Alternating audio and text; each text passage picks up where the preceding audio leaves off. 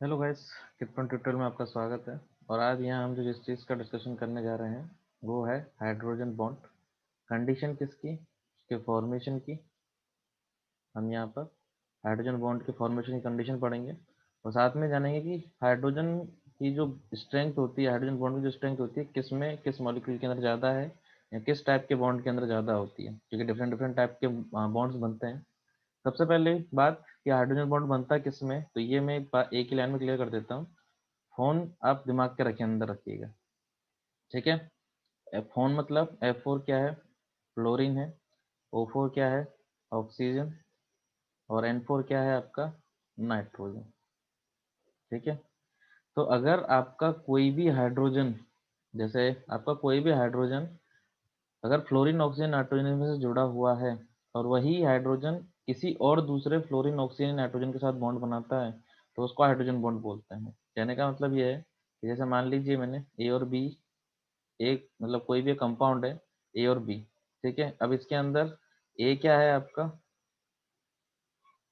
हम कंसिडर कर लेते हैं ए आपका ऑक्सीजन है, बी आपका हाइड्रोजन है, और इधर साइड में हम लेकर आ जाते हैं कोई कंपाउंड सी। और ये जो सी है वो कुछ भी हो सकता है आपका, C can be anything, oxygen nitrogen fluorine में से।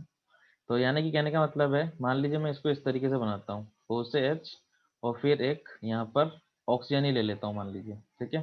तो यहाँ पर क्या होगा, डैश डैश डैश करके बॉन्ड को बनाया जाता है। एक्चुअली होता है क्या, कोवलेंट बॉन्ड जो होता है वो ऐसे डार्क लाइन से शो किया जाता है और ये जो होता है डैश लाइन से शो किया जाता है, ठीक है। अब पॉइंट पॉइंट ये आता है यहाँ पर कि जो आप यहाँ पर बात करने वाले हैं कि जो ये ऑक्सीजन है, जो ये हाइड्रोजन आपने यहाँ बनाया है और एक ऑक्सीजन यहाँ पर है, तो इस पर ऐसा क्या होता है कि इसको हाइड्रोजन बॉन्डिंग बनानी पड़ती है, या इनके बीच में ऐसा कौन सा अट्रैक्शन है, ऐसा यहाँ पर कौन सा अट्रैक्शन है। तो अट्रैक्शन की मैं बात करूँ तो ऑक्सीजन की इलेक्ट्रॉन नेगेटिविटी हाइड्रोजन से ज़्यादा होती है, जिसकी वजह से इसके ऊपर डेल नेगेटिव, इसके ऊपर डेल पॉजिटिव आता है।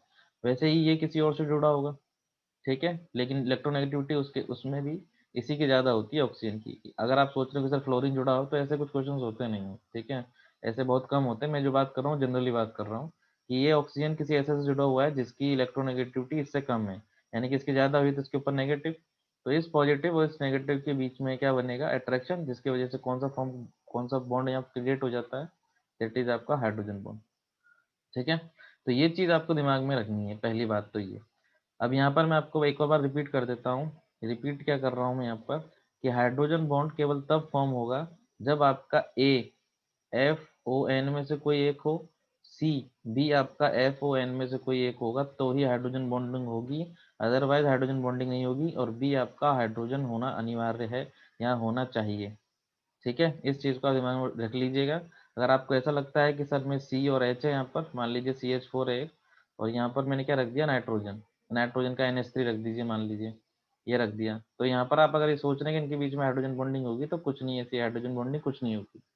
यहाँ पर भी अगर ये नाइट्रोजन या ऑक्सीजन कुछ होता है इसकी जगह पर, तभी हाइड्रोजन बॉन्डिंग पॉसिबल थी, अदरवाइज हाइड्रोजन बॉन्डिंग पॉसिबल नहीं है, ठीक है। अब आप लोगों के दिमाग में डाउट आता है कि जब क्वेश्चन पूछते हैं कि कौन सा स्ट्रॉन्ग बॉन्ड है, कौन सा स्ट्रॉन्ग बॉन्ड नहीं है, तो उसके लिए हम एक जनरल फॉर्म याद रखते हैं। जनरल फॉर्म क्या है, जनरल फॉर्म है हमारी, मान लीजिए ए से हाइड्रोजन जुड़ा हुआ है और यहाँ पर बी है, इस तरीके से। बाकी देखिए, ठीक है, ये एक जनरल फॉर्म यहाँ पर याद रखेंगे। ए ए से हाइड्रोजन जुड़ा हुआ है और बी यहाँ पर कोई है। आपको ये मैं फिर क्लियर कर देता हूँ, ए FON में से कोई एक होगा, बी FON में से कोई एक होगा। इसको आप अपने माइंड में क्लियर कर लीजिएगा, ठीक है। अब वही यहाँ पर डेल पॉजिटिव, यहाँ पर डेल नेगेटिव और यहाँ पर डेल पॉजिटिव। बट अगर ऐसा होता है कि ऐसे ही बॉन्ड चार आपको दे दिए जाए और ऑप्शंस में और पूछा जाए कौन सा ज़्यादा स्ट्रांग होगा, कौन सा कम स्ट्रांग होगा, तो उस केस में आप क्या करेंगे, तो उस केस में आपको कंडीशंस याद रखनी है। कंडीशंस कौन सी हैं, कंडीशन नंबर 1, ऐसे केस के अंदर एक और चीज याद रखिएगा, ए वो है जो थिक लाइन से जुड़ा हुआ है और बी वो है जो डैश लाइन से जुड़ा हुआ है। ये आपके दिमाग में होना क्लियर, ये होना जरूरी है। तो अब यहाँ से आपसे कोई पूछता है कि किसकी हाइड्रोजन बॉन्डिंग ज्यादा है, किसकी हाइड्रोजन बॉन्डिंग कम है, तो कंडीशन क्या होगी कि should be A should be more electronegative, A ज्यादा इलेक्ट्रोनेगेटिव होना चाहिए। Second, if A is same then B should be less electronegative. B कैसा होना चाहिए, लेस इलेक्ट्रोनेगेटिव होना चाहिए। याद मतलब क्लियर हुआ माइंड के अंदर कि ऐसे अगर कोई आपसे ऑप्शन देकर पूछता है कि हाइड्रोजन बॉन्डिंग किस में ज़्यादा है, तो थिक लाइन से जो ए जुड़ा हुआ है उसकी इलेक्ट्रोनेगेटिविटी क्या होनी चाहिए, ज़्यादा होनी चाहिए, और जो बी है उसकी इलेक्ट्रोनेगेटिविटी क्या होनी चाहिए, कम होनी चाहिए। कब? जब वो दोनों सेम होंगे। एक एग्जाम्पल से मैं आपको इसको समझाने की कोशिश करता हूँ। एक एग्जाम्पल बनाया जैसे, जिसके अंदर आपसे पूछा जा रहा है कि हाइड्रोजन बॉन्ड स्ट्रेंथ किस में ज़्यादा है, मैक्सिमम किस में है। तो जैसे एक ऑप्शन ए बनाता हूँ मैं, ओ एच और ये एन। बी ऑप्शन बनाया मैंने, O H O. C option N H, फिर उसके बाद यहाँ पर लिख लीजिए आप एन। और डी ऑप्शन एन एच और ये ओ। ठीक है, इस तरह का मैंने आपको क्या दिया, एक क्वेश्चन बना कर दिया है। अगर आपसे यहाँ पर पूछा जाता है कि किसके हाइड्रोजन बॉन्डिंग ज़्यादा है, किसके हाइड्रोजन बॉन्डिंग कम, सबसे पहले कंडीशन वन पर जाएंगे। कंडीशन वन क्या बोलती है कि ए जो होना चाहिए ज़्यादा इलेक्ट्रोनेगेटिव होना चाहिए। तो आप यहाँ देख रहे हैं कि ए यहाँ पर ऑक्सीजन ऑक्सीजन है, इसमें नाइट्रोजन नाइट्रोजन है, और electronegativity of oxygen is greater than electronegativity of nitrogen.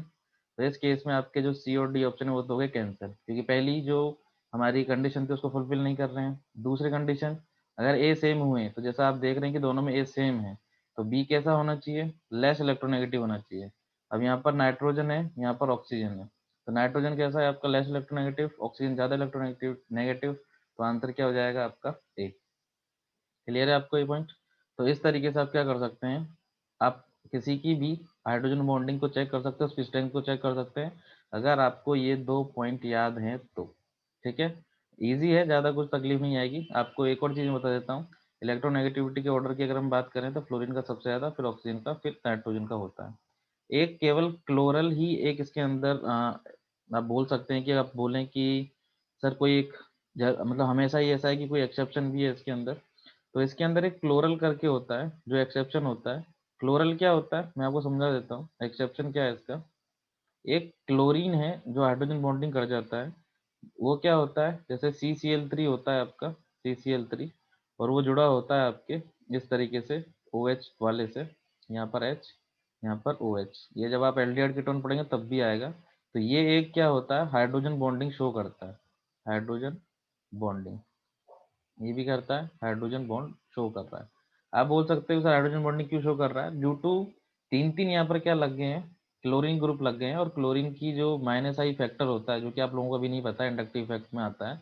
तो मैं इस चीज़ पे लीव कर देता हूँ। अगर आपको उसके बारे में जानना हो तो यहाँ पर आप कमेंट सेक्शन में आपका कमेंट दीजिए कि आप उसके बारे में समझा दीजिए हमें।